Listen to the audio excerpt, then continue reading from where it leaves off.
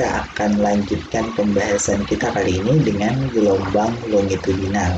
Nah, di sini kita memiliki pembahasan yang sangat menarik karena gelombang longitudinal ini contohnya adalah gelombang suara, dan kita pasti setiap hari selalu berkomunikasi dengan suara ataupun menikmati musik. Jadi ini contoh gelombang longitudinal.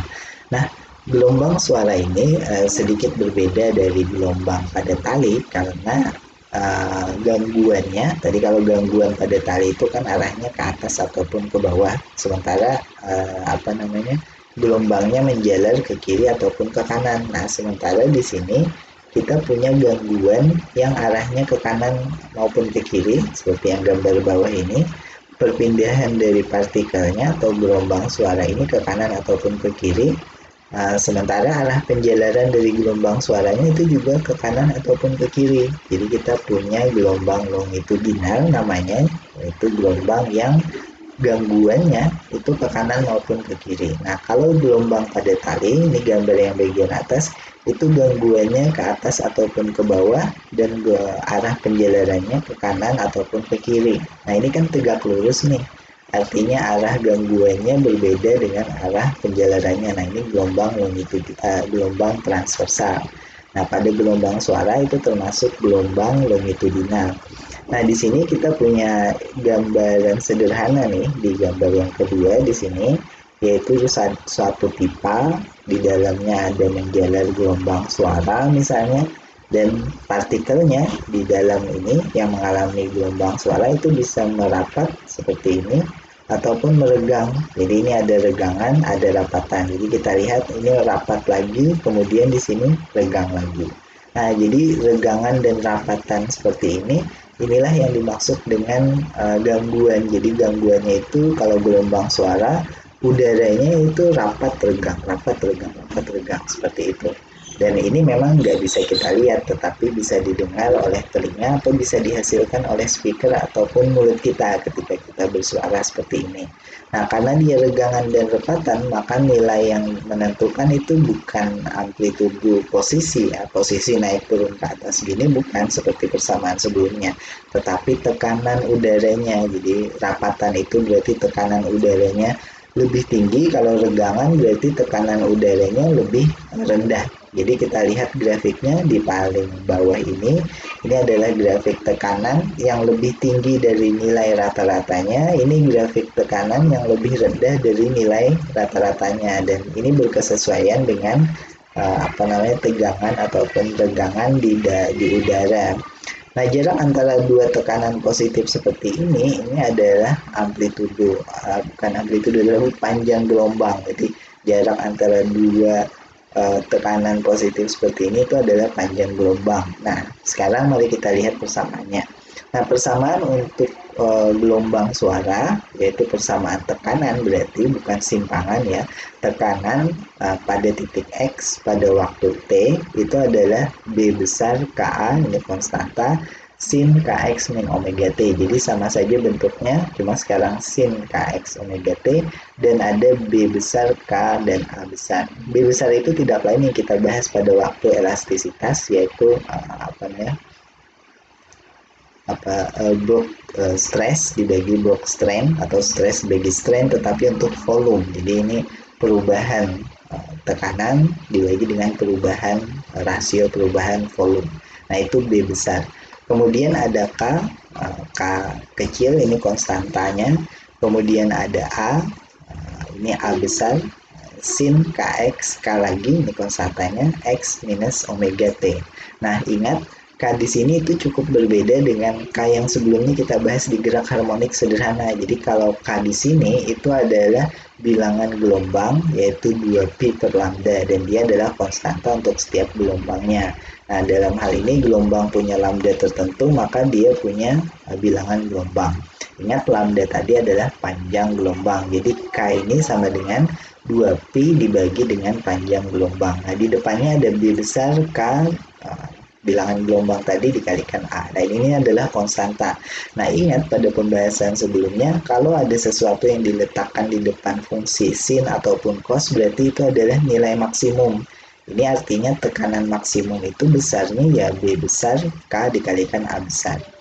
Nah, bagaimana dengan laju gelombang? Jadi gelombang suara itu kan bisa merambat di dalam air, fluida misalnya, antara ikan hiu yang satu dengan yang lain, mereka berkomunikasi dengan gelombang suara atau ikan paus ya biasanya. Kalian bisa dengar suara ikan paus di YouTube. Nah, itu laju gelombang merambatnya itu berapa?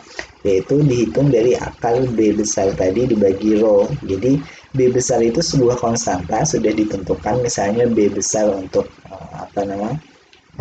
untuk air laut berapa, rho-nya juga sudah ditentukan sehingga kelajuan suara di air laut itu ada nilainya.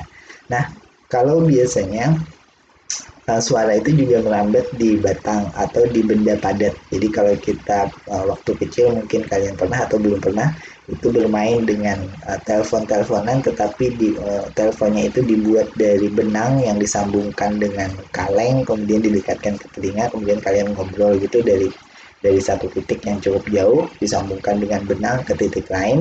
Nah, itu gelombang suaranya berarti merambat di benda padat. Nah, contoh lain misalnya kalau kita mendengarkan kereta api dari jauh tetapi dengan menempelkan telinga kita ke rel keretanya. Nah, itu kita juga bisa mendengarkan gelombang suara dari rel keretanya.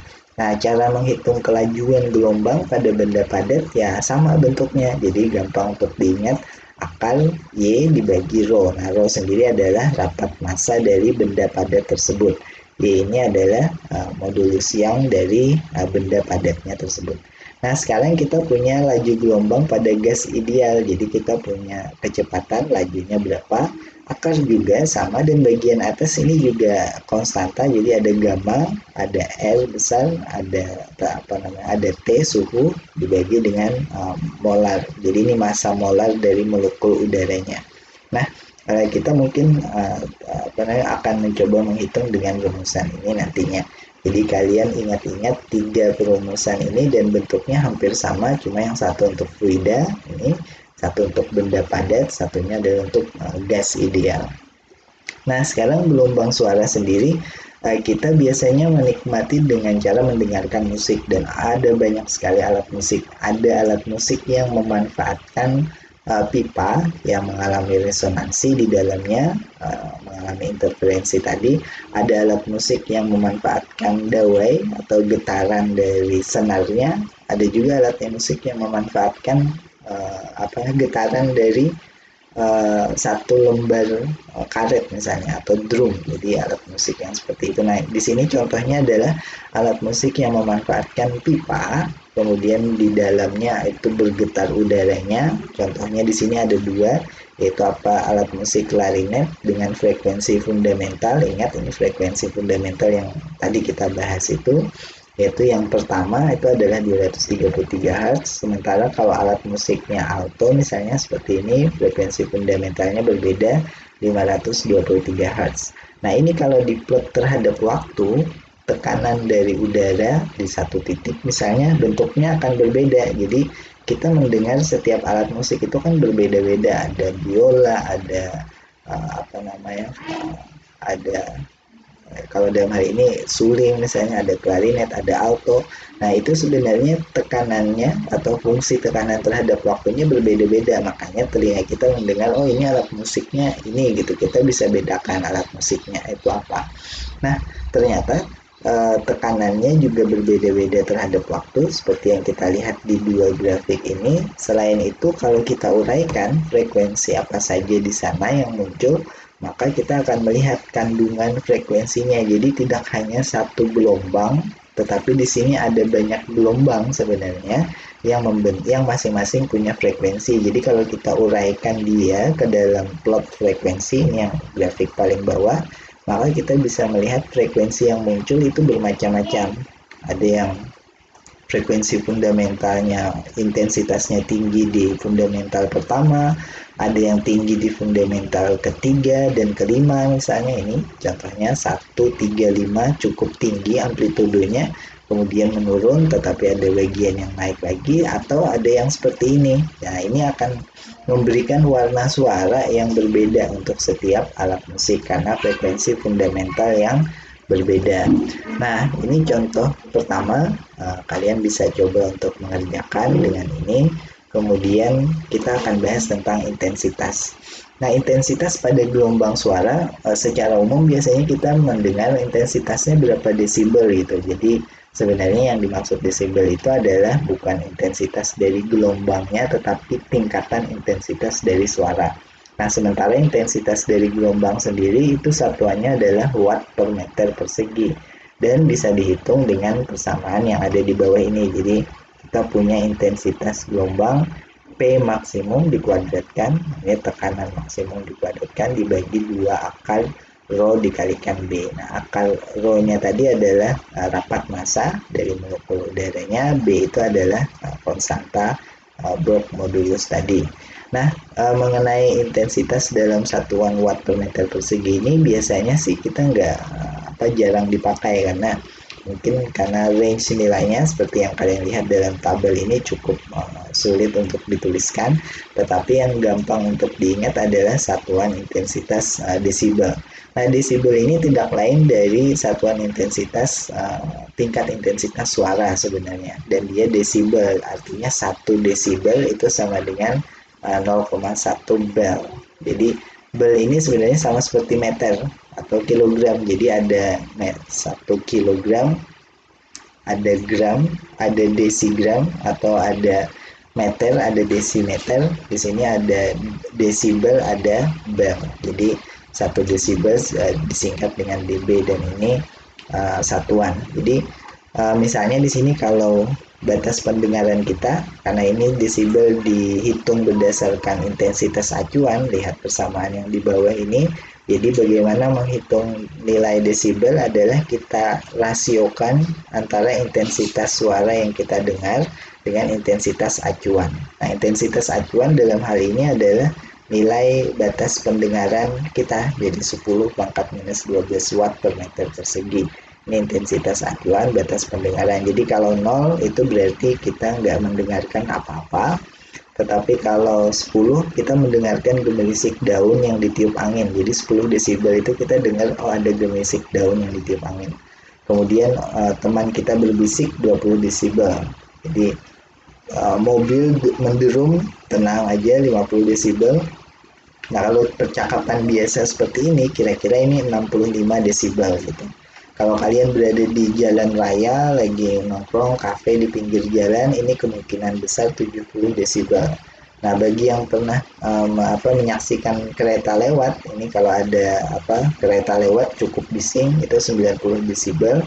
Kalau ada pesawat pesawat tempur misalnya, itu tentu di atas ini lagi. Jadi ini bahkan yang paling bising katanya kita sudah batas sakit kita ada di ini 120 desibel. Jadi kalau ada suara lebih kencang dari 120 desibel, kita pasti merasakan sakit gitu di telinga kita. Nah, ini contoh perhitungan menggunakan desibel. Jadi ada logaritmik, jadi kalian gunakan perhitungan log di kalkulator, kemudian rasio dari I, intensitas suara berapa, dengan I0 dilogkan, kemudian dikalikan 10 desibel.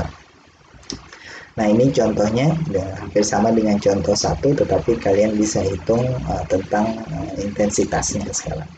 Nah, mengenai gelombang suara, seperti halnya gelombang pada tali, itu juga ada gelombang berdiri gitu. Jadi kita pahami bahwa pertama, pada gelombang suara itu juga bisa terjadi interferensi atau penjumlahan 2 gelombang. Nah, kalau 2 gelombang dijumlahkan, tadi kan ada 2 kemungkinan, bisa saja dia saling menguatkan atau amplitudenya bertambah besar, atau saling melemahkan sehingga 0. Nah, di sini kalau kita dengarkan misalnya dari satu speaker, ada posisi-posisi di mana amplitudenya saling menguatkan, tetapi ada posisi di mana amplitudenya saling melemahkan. Nah, kalau saling menguatkan itu seperti gambar yang ini.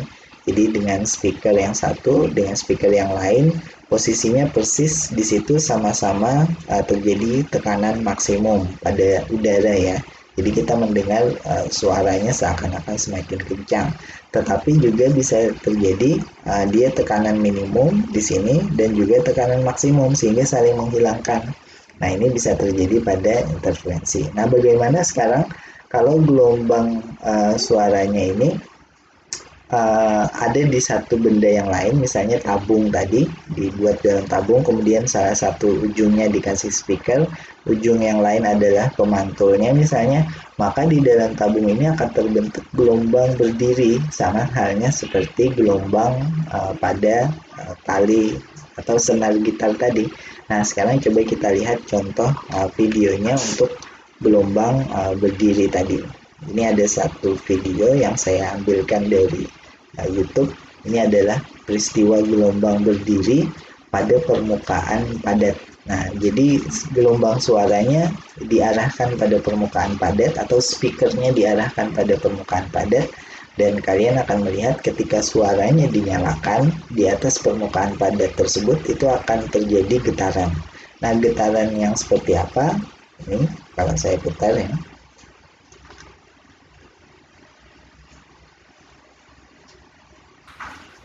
Nah, ini permukaan dari besinya, kemudian ditaburi dengan garam misalnya, atau partikel kecil atau pasir kecil misalnya untuk melihat gelombang berdirinya. Suaranya dinyalakan. Nah, kalian lihat ada bagian di mana garamnya berkumpul, ada bagian di mana garamnya kosong. Nah, bagian di mana garamnya kosong ini berarti ini adalah anti note, sementara bagian dia berkumpul adalah note. Atau kalau kita bilang bagian dia di mana kosong ini adalah di mana getarannya, amplitudonya maksimum, bagian di mana garamnya berkumpul ini adalah amplitudonya minimum gitu. Jadi di sini amplitudonya hampir tidak bergetar sehingga terkumpullah garamnya, butiran garam di bagian ini. Nah, ini untuk frekuensi yang berbeda, karena dimensi kotak seperti ini itu juga bergetar dengan cara berbeda. Dan ingat, ini adalah contoh dari gelombang berdiri pada benda padat. Nah, kita lihat semakin bersih, frekuensinya semakin jelas didengar. Nah, kemudian dinaikkan frekuensinya, kita lihat piringan dari besinya ini akan memberikan gelombang berdiri yang berbeda. Ditambah lagi supaya makin jelas. Kemudian dinaikkan, maka akan terbentuk pola yang berbeda lagi. Dan ingat, bagian yang ada pasirnya itu berarti gelombangnya anti note atau tidak ada getaran di bagian itu.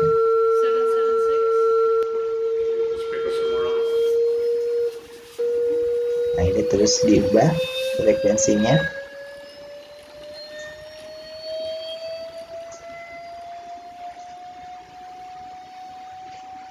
Nah, frekuensinya diubah, kita lihat. Nah, akan terbentuk pola yang berbeda untuk setiap frekuensi yang berbeda. Jadi getaran yang terjadi adalah gelombang berdiri pada permukaan dari lempengan besi ini. Nah, kalau kita perhatikan di sini itu terjadi apa? Berarti terjadi resonansi pada permukaan gelombangnya. Nah, kita juga bisa melihat proses tersebut pada tabung Ruben gitu. Jadi ini juga ada di YouTube. Coba kita buka di sini tabung Ruben itu seperti apa. Jadi ini pada dasarnya adalah sebuah tabung biasa, pipa paralon misalnya kalian juga bisa bikin, tetapi di sini pada tabungnya itu diberikan lubang-lubang dan di bagian dalamnya diisi dengan gas. Jadi kita lihat di sini. Ini tabungnya cukup panjang, salah satu ujungnya disambungkan dengan gas LPG biasa. Kemudian ujung yang lain disambungkan dengan speaker, kemudian lubangnya tentu karena gasnya keluar dari lubang maka akan menyala seperti ini gitu. Dan di sini kita lihat gasnya diatur dulu supaya tidak terlalu kencang ataupun terlalu pelan. Kemudian kalau sudah bagus, frekuensi speakernya dinyalakan. Jadi speakernya dinyalakan dengan frekuensi tertentu, kita lihat apa yang terjadi. Jadi nyala apinya mengikuti frekuensi gelombang suara yang tersebut. Jadi kita lihat frekuensinya diturunkan. Nah, apinya mengikuti note dan anti note. Nah, contoh seperti ini, pada bagian maksimum Ada bagian minimum dan ini frekuensi 272 Hz. Kemudian diubah lagi frekuensinya 292 Hz.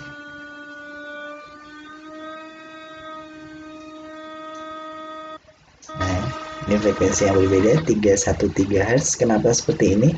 Karena kita lihat bagian yang maksimum ini berarti gasnya banyak yang keluar, bagian yang minimum berarti gasnya sedikit yang keluar. Nah, bagian yang minimum yang sedikit dari keluar ini berarti tekanannya cukup rendah. Sementara bagian yang maksimum yang banyak keluar ini tekanannya tinggi sehingga gasnya cenderung lebih banyak yang keluar. Nah, karena lebih banyak yang keluar, apinya juga lebih tinggi dibandingkan yang lain. Dengan kata lain, dengan tabung seperti ini kita bisa melihat gelombang berdirinya, yaitu bagian maksimum dan minimum, atau dengan kata lain bagian yang tekanannya tinggi maupun tekanannya rendah, dan tekanan tinggi ditunjukkan oleh api yang semakin tinggi juga.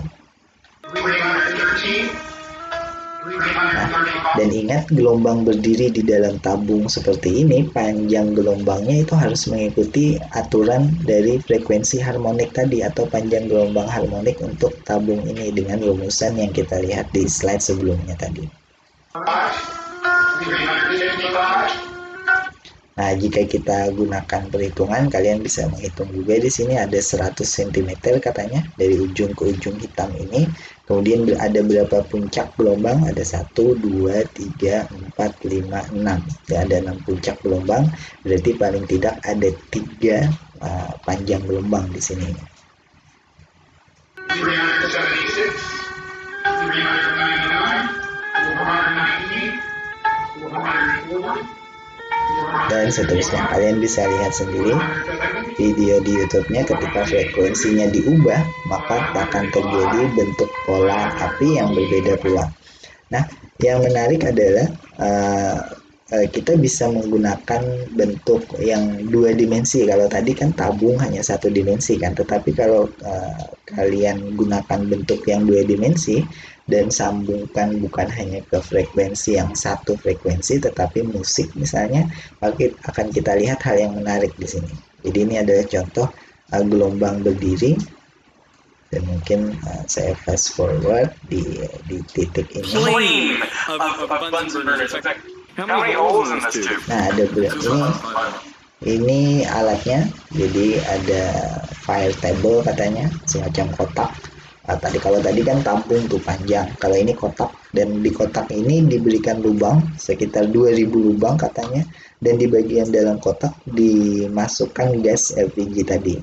Kemudian salah satu speaker di ujung yang lain itu dinyalakan sehingga suaranya akan menggetarkan permukaan atas kotak ini, dan getaran di permukaan atas kotak ini bukan hanya getaran di permukaan atas kotak tetapi resonansi yang terjadi pada gas di dalam kotak ini itu yang akan menentukan nyala apinya. Coba kita lihat. Ada 2500 titik. Yes, I really want to light it up. Coba dinyalakan. Because we really like the Rubens tube, but then we thought, when you put on more fire, then it always gets better. And it's just turned down. Ini speakernya dinyalakan. Kita lihat nyala apinya juga turut berubah.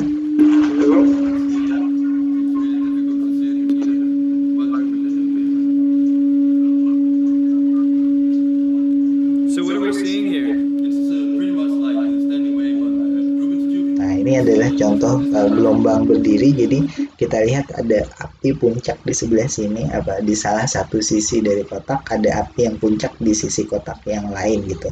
Dan ini adalah 2 puncak di mana tekanannya tinggi di sana, kemudian di bagian tengah kotak tekanannya lebih rendah. Maka kita lihat pola apinya seperti ini. Jadi ada gelombang berdiri yang terjadi di dalam kotak ini. Nah, gelombang berdiri katanya ya frekuensi fundamental atau panjang gelombang fundamental yang kita bahas di slide sebelumnya.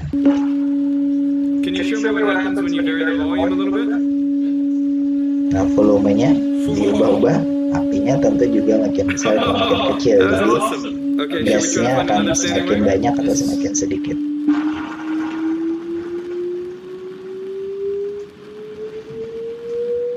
frekuensinya dinaikkan, sama seperti yang butiran garam tadi akan berbeda-beda amplitudenya. Nah, dalam hal ini kita lihat adalah garam. I can actually hear, like here I'm in a node, and then here I'm in an antinode. Here I'm in a node. Because you can measure the sound pressure. Oke, sekarang kita lihat bagaimana kalau frekuensinya diubah lagi. Kita lihat apinya berbeda. Your ears, okay? Oh god. My ears are hurting now. Nah, sekarang coba kalau bukan hanya satu frekuensi yang dinyalakan, tetapi musik misalnya, lagu tertentu. Yeah, let's put some music on there. You ready? Go.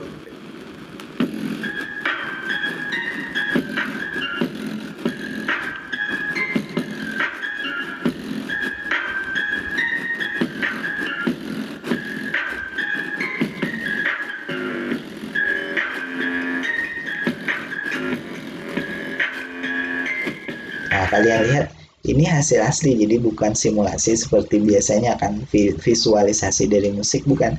Ini benar-benar api yang menyala terang atau gelap karena ada gelombang berdiri yang terbentuk di dalam kotaknya tersebut. Jadi ini benar-benar unik dan menarik. Untuk mari kita lihat lagi misalnya satu musik seperti ini.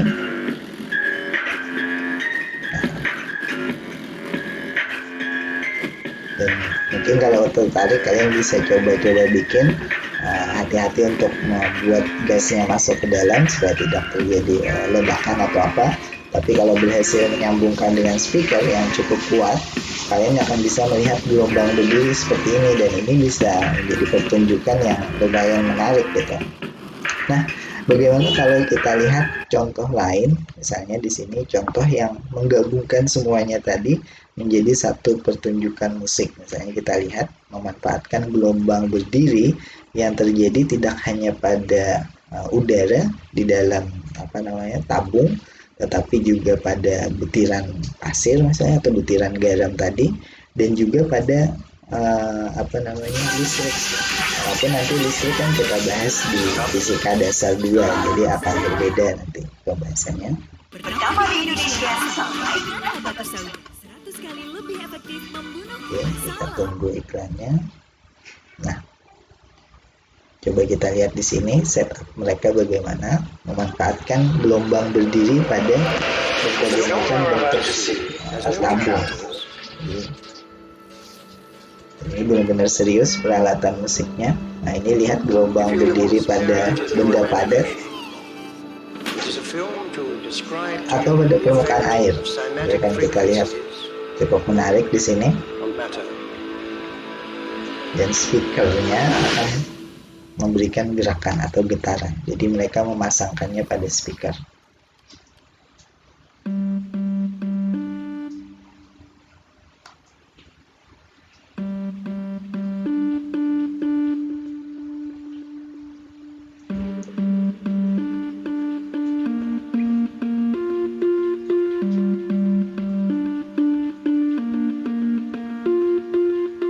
Nah, ini pada permukaan air diletakkan di atas speakernya.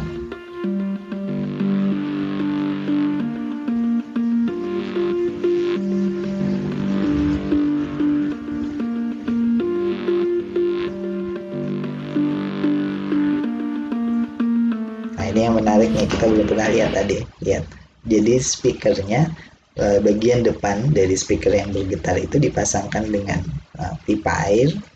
Kemudian airnya mengalir konstan debitnya, tetapi ketika speakernya aktif bergetar gitu, maka lihat gerakan airnya. Ini bukan editan ya, jadi ini benar-benar terjadi, alirannya berbelok.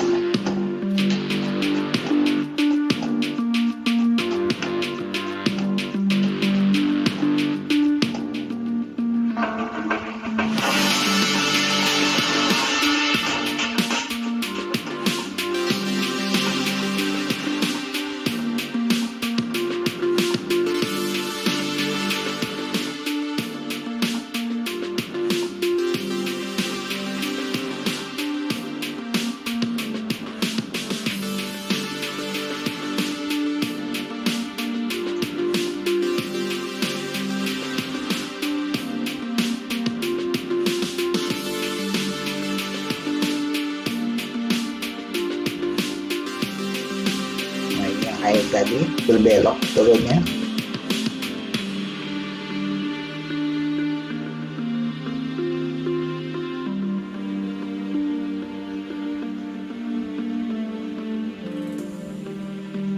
Everything owes its existence solely and completely to sound. Nah, ini nanti akan kita bahas di fisika dasar 2 tentang elektrostatik. Ini persis peristiwa kelistrikan, ada plasma di dalamnya, tapi nanti di fisika dasar 2 aja kita bahas. Jadi kapasitansi yang berbeda itu sebenarnya.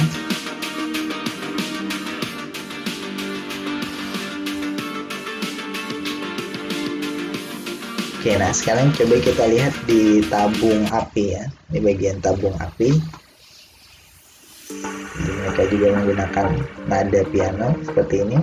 Dan ini terjadi gelombang berdiri di dalam tabungnya, gelombang suara yang memadat atau merenggangkan gasnya.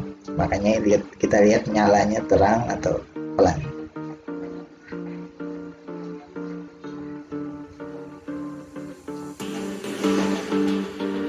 Nah, kalau ini kelistrikan, nanti kita bahas di fisika dasar 2.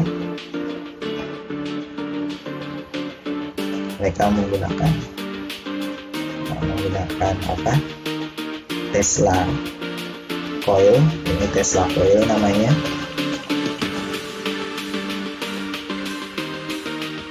Dan harus pakai lapisan pelindung dari logam supaya tidak tersengat listrik.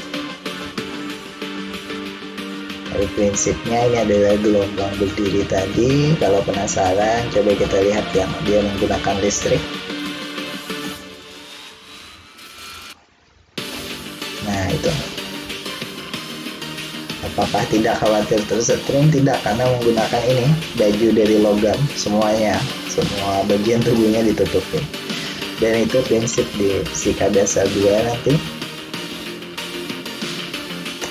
Oke.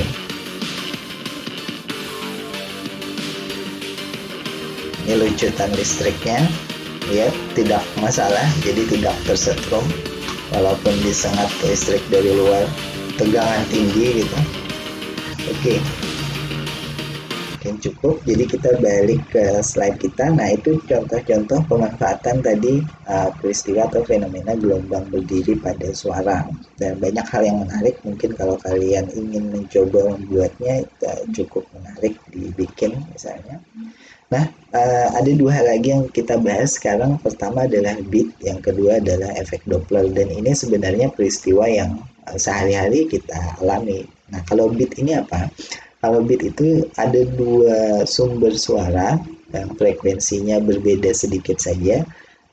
Kemudian karena frekuensinya hanya berbeda sedikit, maka ketika didengar di telinga kita ada semacam intensitasnya berubah-ubah. Kadang intensitasnya tinggi, keras, kemudian pelan, keras, pelan, keras, pelan, seperti itu. Nah, itu beat istilahnya. Jadi kalau digambarkan dalam grafik frekuensi gelombang seperti ini, maka beat terjadi ada maksimum, ada minimum, kemudian ada maksimum lagi.